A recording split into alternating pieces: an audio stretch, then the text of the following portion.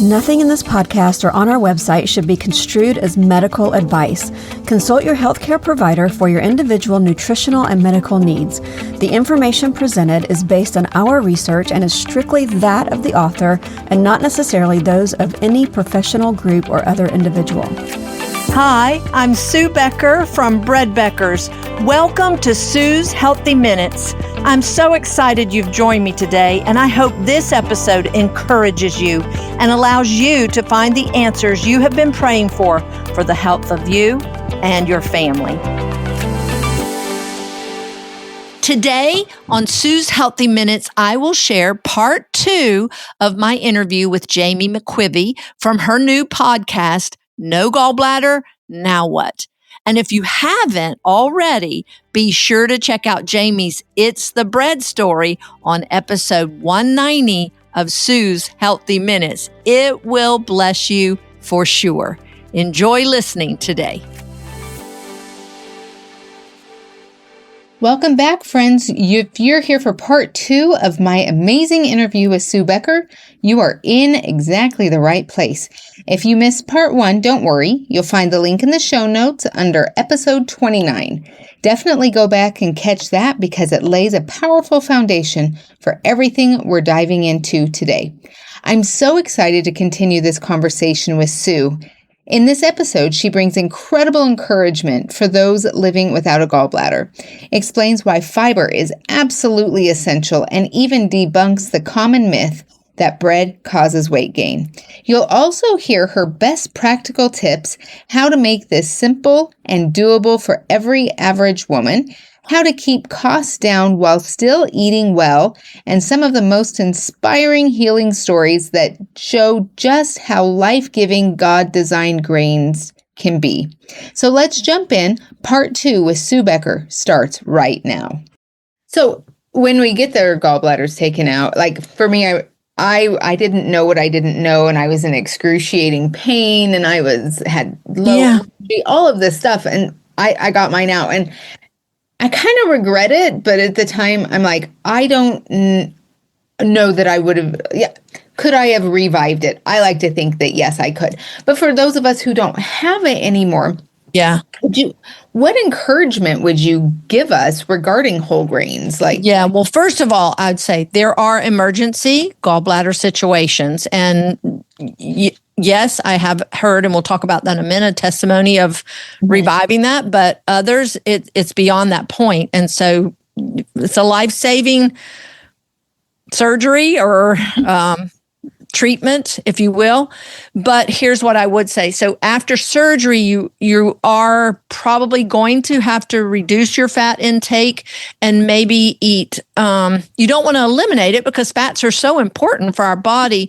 So you may have to eat smaller portions. You may have to pay attention to what you eat and how you feel after you eat.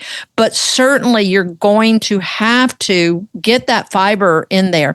Now, right after surgery, you might have to be careful and go a little slowly as you reintroduce things that are a little harder to digest and take a little longer. But the goal is 20 to 40 grams of fiber a day. That's the goal. And most Americans are only getting about 8 with the average American diet. So, but especially those with gallbladder removal or even issues, you might want to make sure you're spreading that out throughout the day. So, don't think, oh, I'm going to take my big fiber drink this morning with my psyllium husk and my bread and a fiber supplement and all this and think, oh, I've got my 40 grams of fiber today.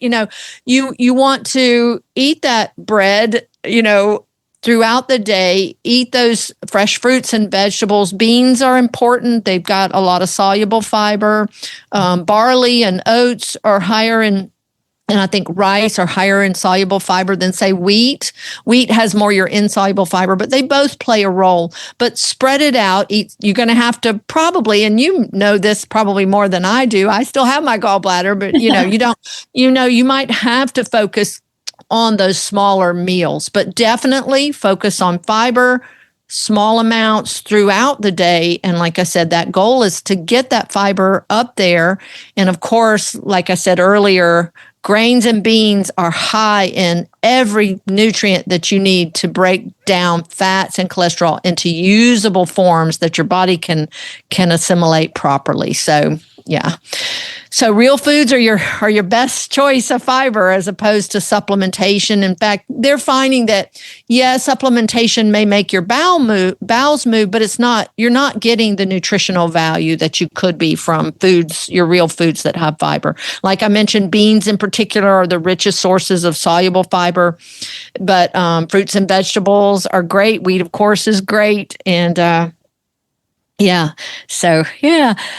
So do you have stories about women who've regained their health even after gallbladder removal? Well, I know I have over the years, but I couldn't recall. Until I did remember one podcast episode, I think it's episode 113 on Sue's Healthy Minutes. She shared that her mother was having severe gallbladder attacks, and every time she ate, no matter what she ate, it was very painful attacks. Of course, they recommended surgery and gallbladder removal. And she said that her mom felt like the Lord told her to wait. And then she found out about the bread, started making the bread, and her mother could eat the bread and has had no more attacks. But like I said, that's wonderful. Mm-hmm. You've got to do what God and your doctor and you tell you, what's best for you, because there are emergency situations. But that was one where she felt like the Lord told her to wait, and the bread, she started eating the bread with all the nutrients and the fiber to help get that sludge cleaned up and bile being used properly. And she had no more attacks. So that was a great testimony. Yeah. Yeah, because some of my listeners too, I mean, even if they've lost their gallbladder, they obviously know women who haven't and want to keep them. Like my daughter-in-law right now, she's a very unhealthy eater. And I'm like, come on, you can do it. But she'll eat when she comes to my house. Yeah. The things.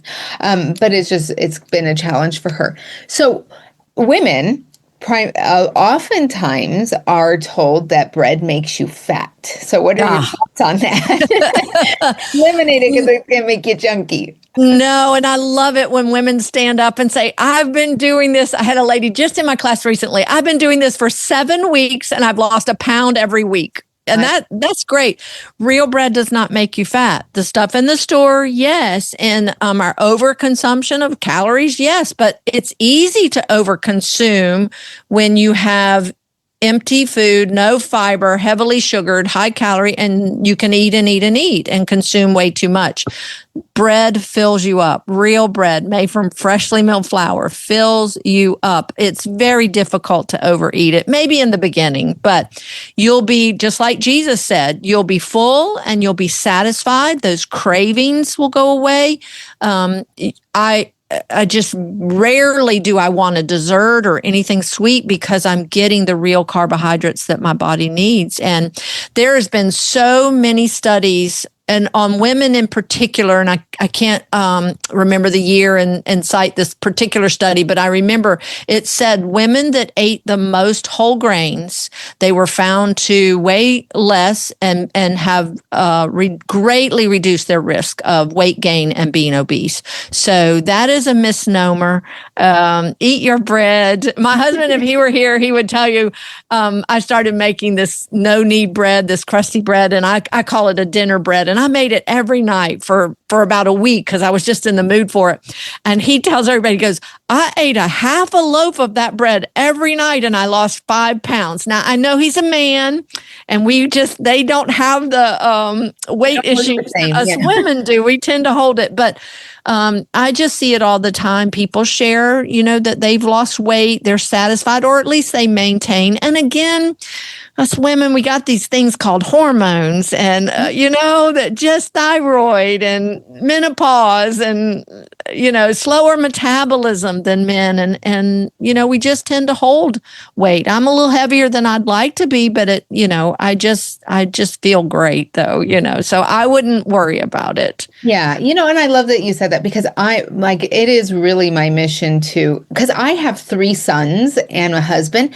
and somewhere in my brain for years, I would almost compare myself. Why am I not as energetic or as strong or as, all of these, like, and I didn't realize how subconscious they were until I really started like going, wait, I'm a woman. Yes. I have the infradian rhythm, not necessarily the circadian rhythm as much as they do. So there's weeks where I feel great and I want to get out and do things. And there's weeks where I'm like, hey, I need you to leave me alone so I can get on the couch in my warm, comfy pajamas.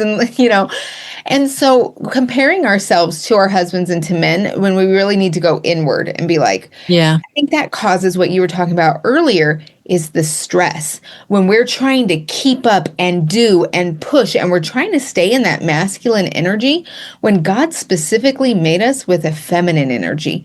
And yes, that feminine energy is kind of that rest and digest. But how many of us are actually in rest and digest any part of the day, right? We have to really work on that. And so, so we're not asking women in this podcast to make their life more difficult, right? We're not asking that to make them more difficult, their lives more difficult. What is one simple kitchen change that can help women improve their digestion? Yeah. Well, I'm probably going to sound like a broken record, but it's who I am. And it's, I've been at this for 34 years.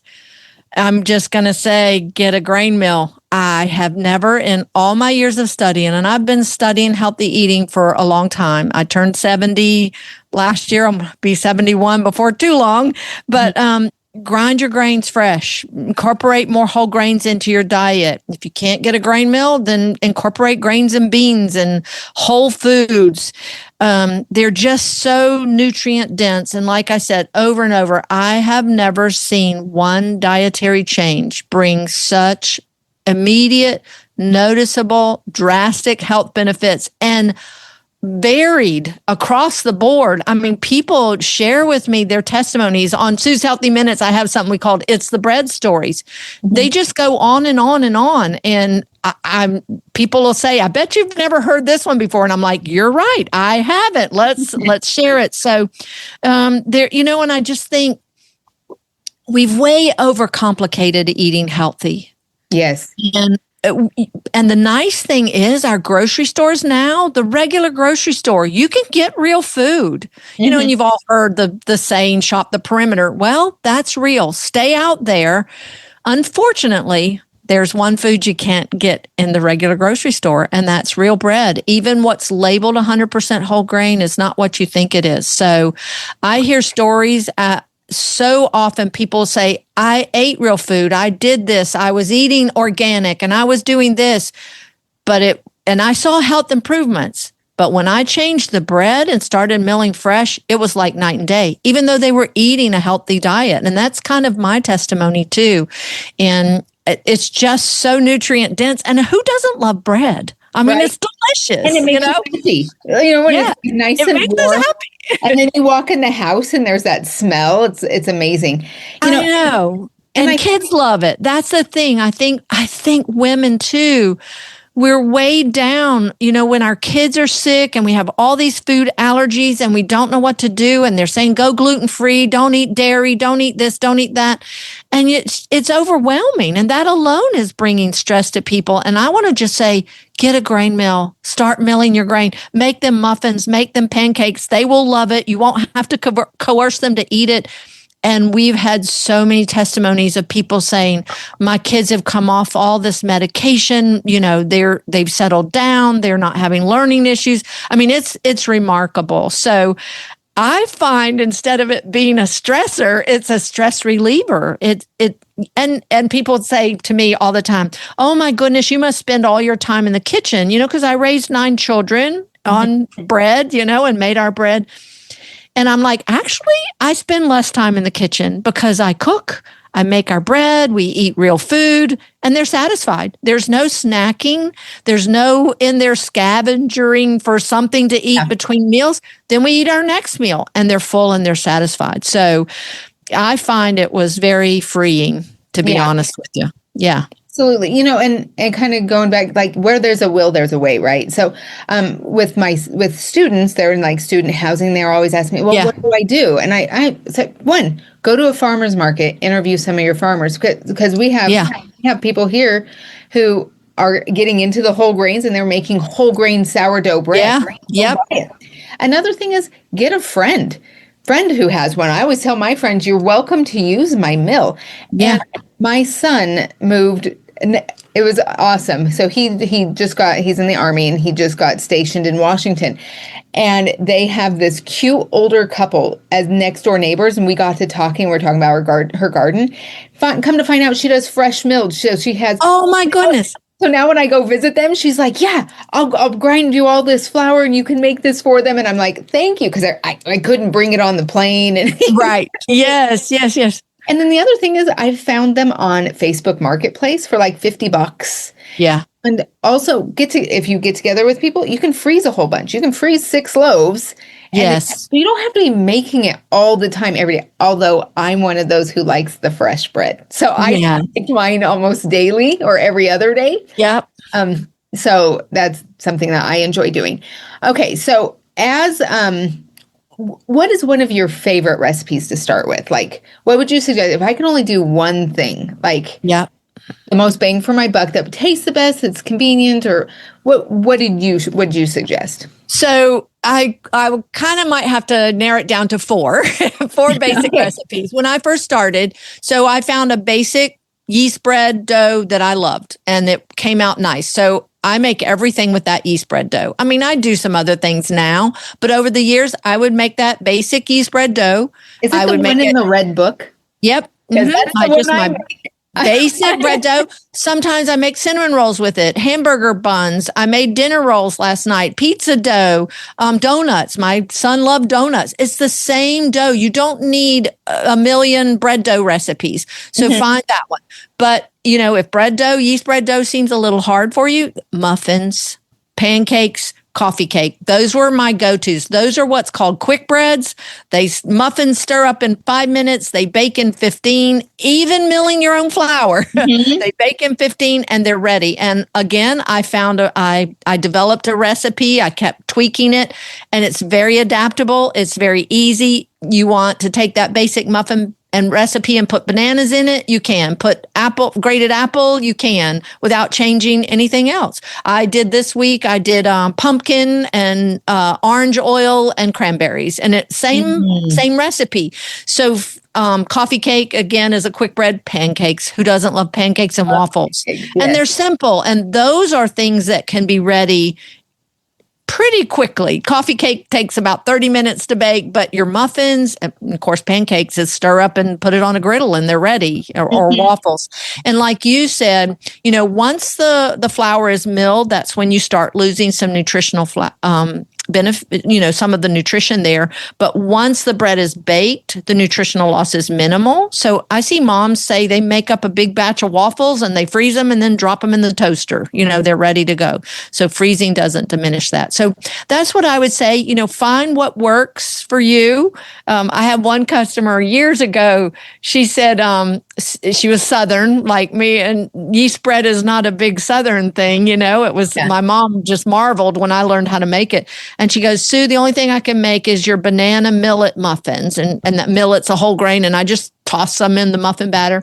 And a couple of years later went by and she said, okay, my kids say I need to move on beyond muffins. But it was, a couple of years, but that was it. And you can take that muffin recipe and you can make it savory, adding herbs to it, or make it out of corn instead of wheat and add cheese. And, so you can take that basic recipe and do anything with it. Just like my yeast dough, you can just do most anything with it. Make raisin bread, put cinnamon and nutmeg, and so those would be my thoughts. Find recipes, and I think mine are pretty easy and very adaptable. My little red book or my essential home ground flour book, the bigger published book.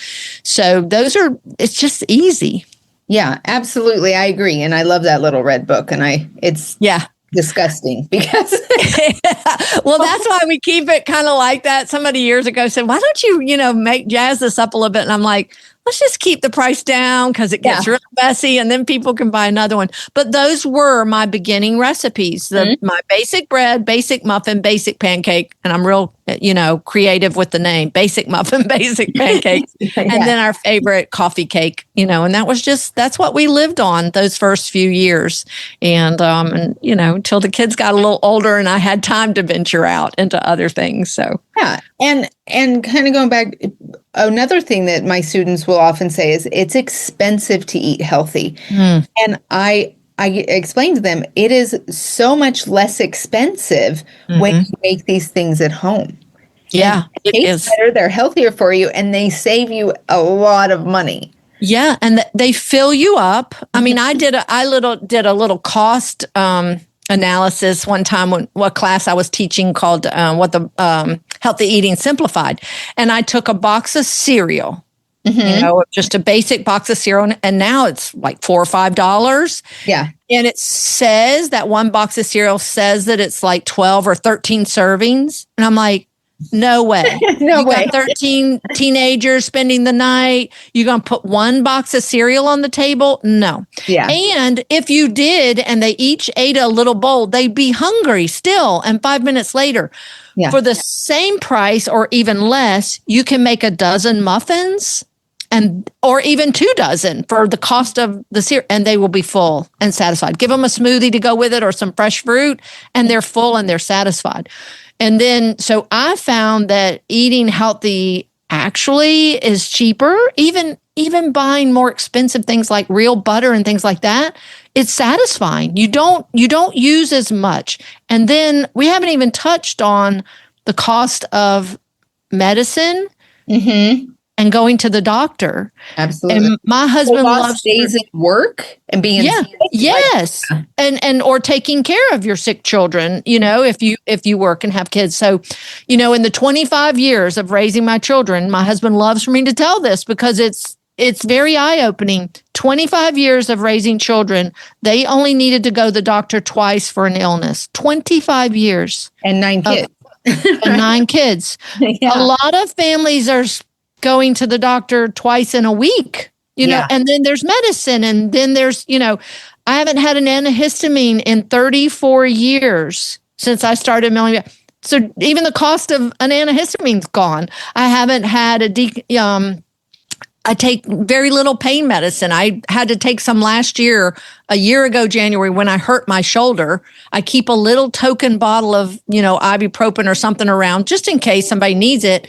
When I went to look for it for my shoulder just to be able to function, it had expired. This was in 2024. It had expired in 2017. That tells you that I had not needed it.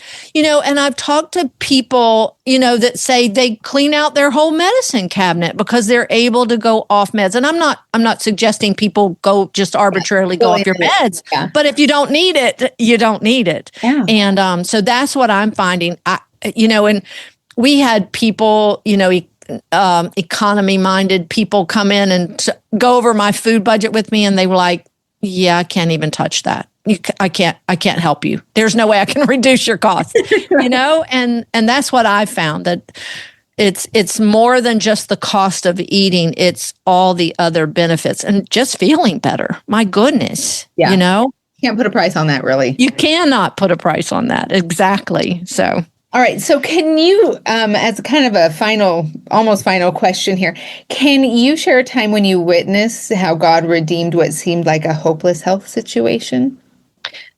Yes. A lot of women feel helpless. Yes, they do. Yes, they do. They're going to be sick forever or tired forever. Yeah.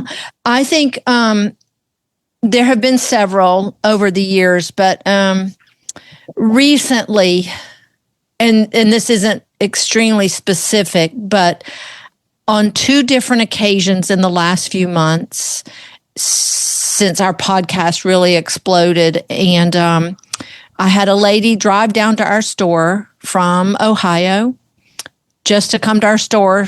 And I'm not at our store very often. We have a store in Woodstock, Georgia, Becker's. But I was there that day. And I came walking through, and she recognized my voice, and she just took my hand and she tears coming down her face. And she goes, I just got to tell you, you saved my life. And she said, I was down to only 8 foods that I could eat. And this is something I want to caution people. When you go on these very restrictive diets, whether it's voluntarily or you're told that you can't have this, you can't have this, I am finding, especially when you eliminate a whole food group like whole grain, some of these diets out there, these popular diets, people are and the gluten-free diet, because it really messes up, alters your microbiome, which inhibits digestion too. But what I'm finding is the next thing you're allergic to this food. The next thing you're sensitive to this food, then this food, and this food. The next thing you know, you're down to 7 foods, 8 foods. And she said, I started doing the bread and I can eat. It's improved my digestion. And just a month or so before that, a lady came up in my cooking class to me and said the same thing, hugged me and said, you saved my life. This bread saved my life. I was down to 7 foods was all I could eat. Could you imagine only eating 7 foods? And I've had people say they pretty much get down to where they can only eat an apple. You know, what does that do for you? Going to get tired of apples. I mean, we're not a horse, you know, just going to eat an apple every day. So that's not maybe as specific. I have others, you know, especially women, several testimonies, not just women, but one guy came in and he was talking about how he was a construction foreman. I mean, it was his company. And he said, you know what, the main thing I had to find out when I went on a job to check on the progress, I had to know where the Porta-John was. Yeah. And he was telling my employee how the bread had changed his life. And she goes, so you're saying this bread helped? And he goes, no, this bread didn't help at all. It healed me. It cured me. He said, now I can live. I have my life. So I could go on and on. You know, we have people lowering their cholesterol and just getting their life back, having their energy back, their moods, their brain fog goes away. These are incredible testimonies. But those two that with tears in their eyes say this bread saved my life, that's pretty powerful. I love that. And I hope the women listening to this would have the courage to try it, to, you know, the scriptures say, prove all things and hold fast to that which is true. And I was scared to try it again after being so sick. And I would go to bed. I really didn't realize it. Like, I went to bed every night in pain, and I always had to sleep on my left side. That would alleviate some of that pain. So when that stopped happening, I was like, I can go to sleep feeling actually good and waking up feeling good. Like, this is crazy stuff. So yeah. And I know. I usually share one of my most recommended podcasts is episode 66 of Sue's Healthy Minutes. Sarah Valentine, gluten-free for 15 years, had severe, she thought gluten sensitivity, was actually diagnosed celiac and dairy issues and all this. With fear and trembling, her brother and mother found out about the bread, heard me advertised on a radio, bought it because his child had warts. We have lots of wart stories. I don't have time to get into that, but that's miraculous. Almost. And she tried it. And like you, she said, I didn't know you could not have pain and not be sick all the time.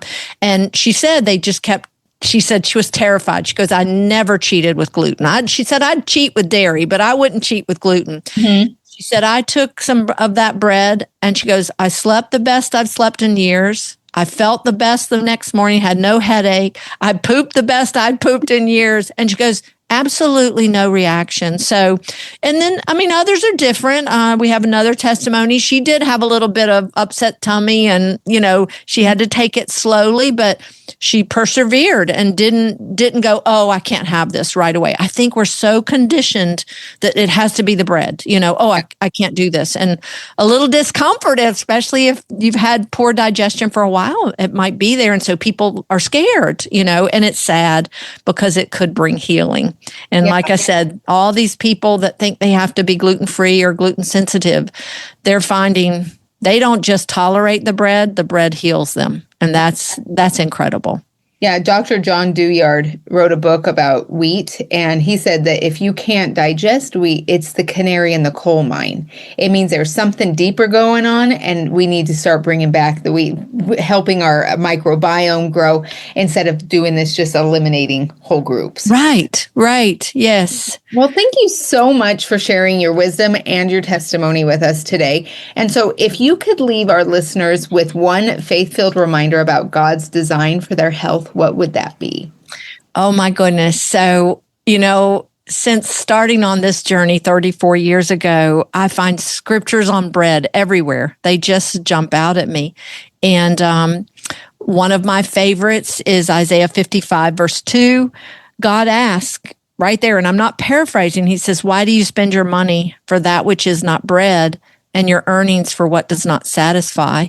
And when I read it years ago and first saw it, I was like, Lord, I didn't know that stuff they call bread wasn't really bread in the store. But recently I had a little different take on it. All these diets that are eliminating grains and we're looking for health in them. And God's saying, why are you spending all your money on all this stuff that's not bread? And he goes on to say, hearken diligently to me and eat what is good. And in Exodus 23:25, I love this verse as well. And God's bringing the children of Israel out of Egypt. And he says, if you will serve only the Lord your God, I will bless your bread and I will bless your water and I will take sickness from the midst of you. That's powerful. And that's God's promise. And I could go on. Deuteronomy 24, verse 6, God likens the milling of your own grain with your life because he says, do not take a man's upper millstone as a pledge, because you gave a pledge if you borrowed something, because you would be taking his life. That's powerful. Yeah. So my word of encouragement is seek the Lord. There's so much misinformation out there. Does what you're being told, does it line up with scripture? I have so many people say that, bread's all in the Bible, and I just can't believe that bread is bad. So that's what I would say. Seek the Lord. Find his wisdom, listen to him. He will lead and guide you by the power of the Holy Spirit. But think on that promise. I will bless your bread and I will bless your water and I will take sickness from the midst of you. I love that. That's an amazing promise. So if people want to learn more about you, buy your book, or listen to your podcast, where would they find you? So our website is breadbeckers.com. We're on YouTube and Facebook and Instagram, so you can find us all those places. We have a brick and mortar store in Woodstock, Georgia. People are coming from all over, so come visit us. There's nothing quite like it. We do cooking classes. I teach them at our store, several a month usually. Subscribe to our email newsletter is the fastest way. So just go on our website, subscribe to that newsletter. It's the fastest way to learn when the classes are, where I'll be speaking. Sometimes I speak at conferences all over. We only send out one a month, so don't be afraid to sign up for that email. You will not be inundated. And then check us out. We have a YouTube channel, Bread Beckers. Lots of classes and information already on our YouTube channel. And then, of course, my podcast, Sue's Healthy Minutes. Lots of information, lots of testimonies, and it's a just great listen. Most of them are 20 minutes long at the most, so easy listening, ride to work or something. So, so I just encourage you there, but breadbeckers.com and jump in. Thank you so much. So our body was designed by God with care and purpose and knowing that healing is possible. And he has promised us in Jeremiah 33:3, call unto me and I will answer thee and show thee great and mighty things which thou knowest not. So it is my testimony that God answers prayers, and most of the time it's through the wisdom of others. So thank you for sharing. And until next time, happy digesting. Sue's Healthy Minutes podcast has been a presentation by the Bread Beckers Incorporated, located in Woodstock, Georgia. For more information, store hours, and learning opportunities, visit breadbeckers.com and follow us on Facebook and Instagram. Make sure to subscribe to this podcast and never miss an episode. Share this with 2 friends who would benefit from this information, and be sure to join us again next week for more of Sue's Healthy Minutes.